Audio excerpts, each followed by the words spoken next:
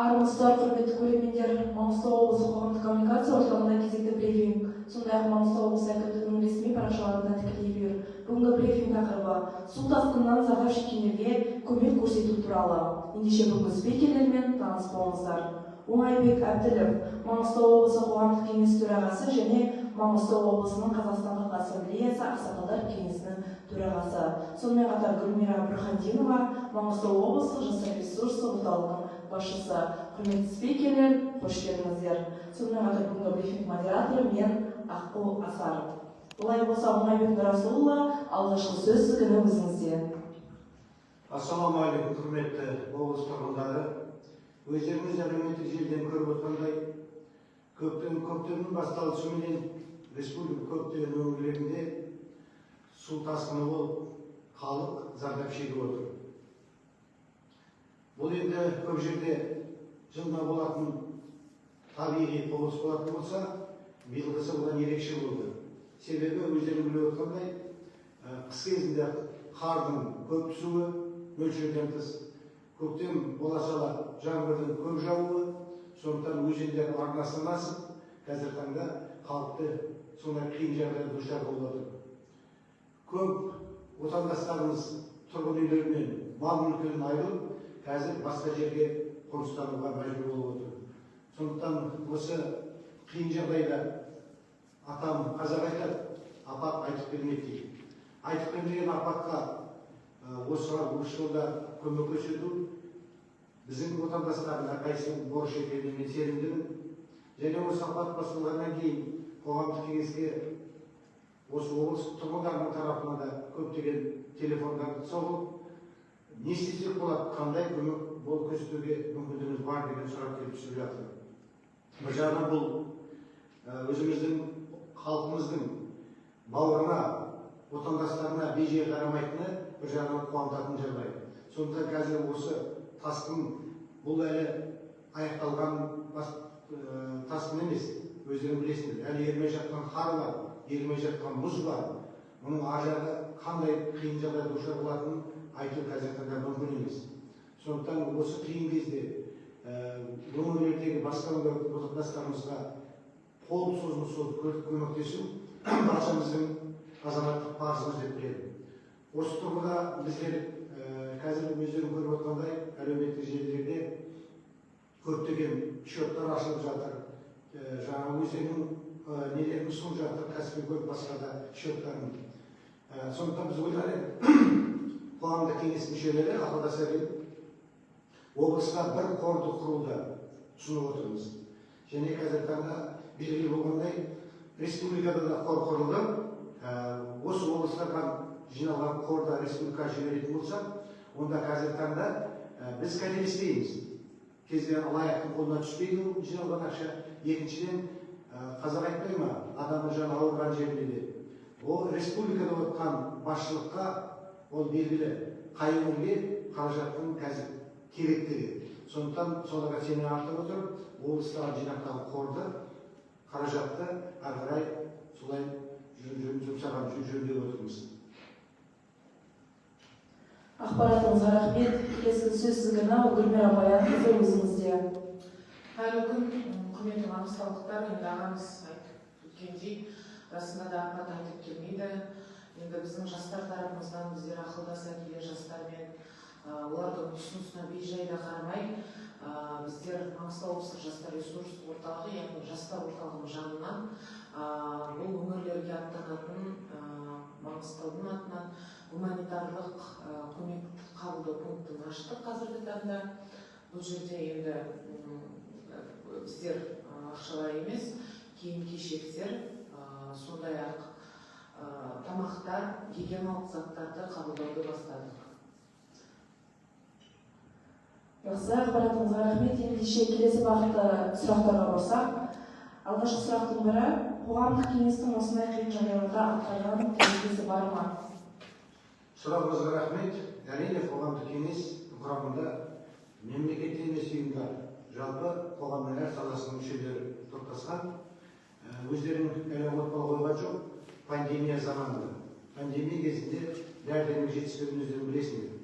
Сол кезінде қоғамдық кеңестің ұйымдастырумен қор құрылды.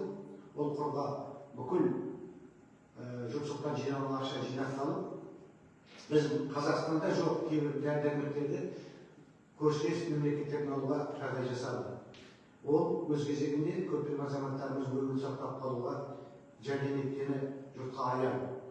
Одан кейін екінші жағдай, мынау елдегі мынау жұрт біздің көп малдарымызды айырып жатқан кезде сол қор тағы да жұмыс жасап, ол кезде айта кету керек, мұнайшылардың да көмегі тиді.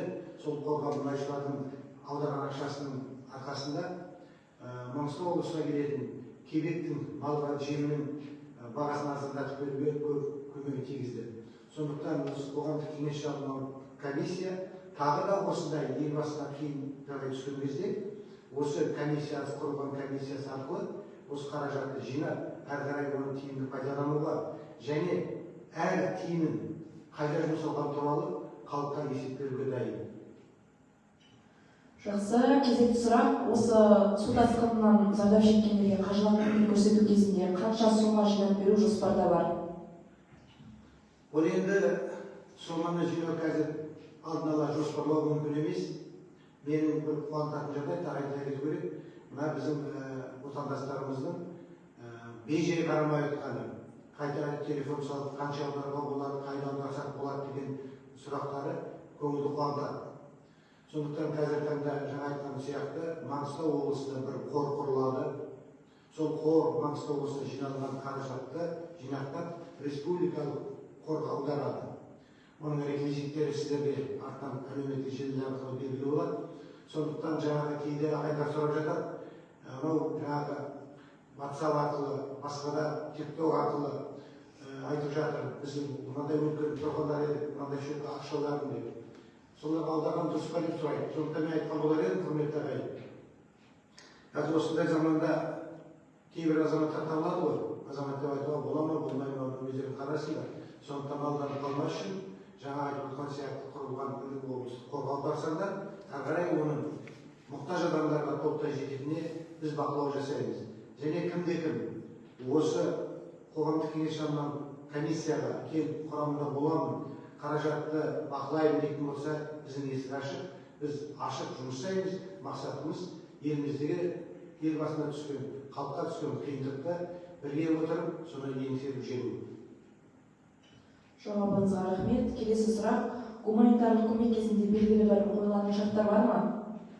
Иә, әрине, біздің қазір жастар орталығында өзіміздің қызметкерлеріміз, сондай-ақ бізде фронт офис бар, яғни волонтерлар, еріктілер корпусының жастары бізге көмектесіп жатыр.